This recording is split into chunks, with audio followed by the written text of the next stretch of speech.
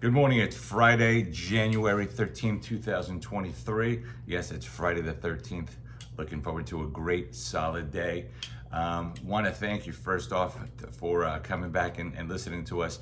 We had a couple of comments and a couple of people sent us some messages and some emails that they're using what we give you and it's actually working. So one of the things that I would like to start with today is obviously we do training, we do sales training, we do customer service training, and we just share a lot of advice and stories and a lot of things that we do. But we give you advice. If you take it and gather one little piece of information and use it and makes it work, then I will tell you that we are doing our job the right way.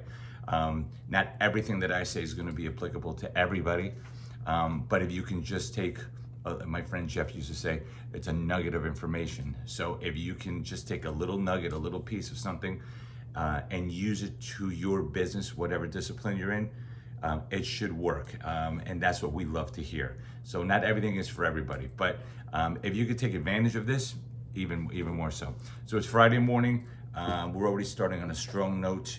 I want to make sure that everybody's following up on their goals.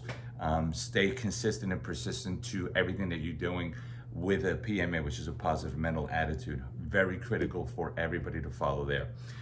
Notes for today. It's based on a story that happened to me yesterday. Definitely follow up, and I'm going to talk about that in a second. And ask questions.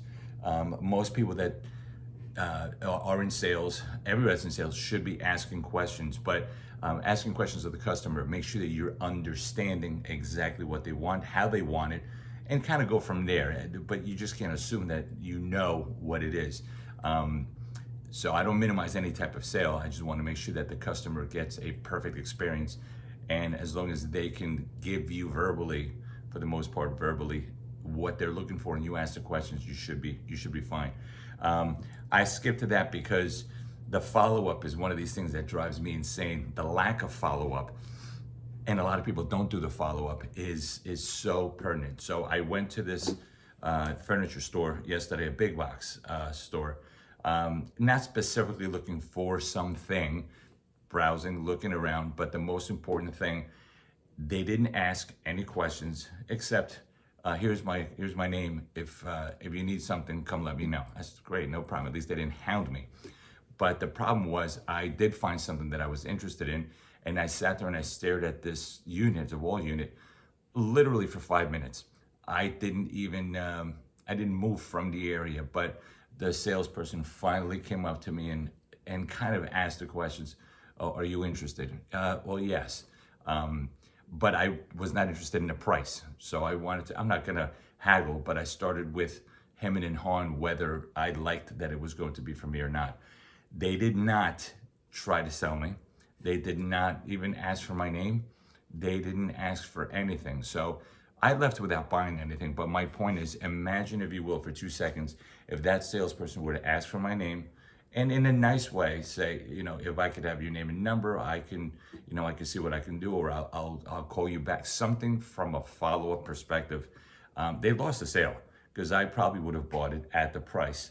And again, I'm not going to haggle, but it was worth it. But if you don't follow up, you're not going to ever get the sale. So that's a lead for me, because that company, they're huge. But if they're not asking the right questions, and if they're not following up with a customer, how do they sell anything? And I get that it's a big box store, and with the Amazons of today, you really have to go physically to the store, and hence that's what I did.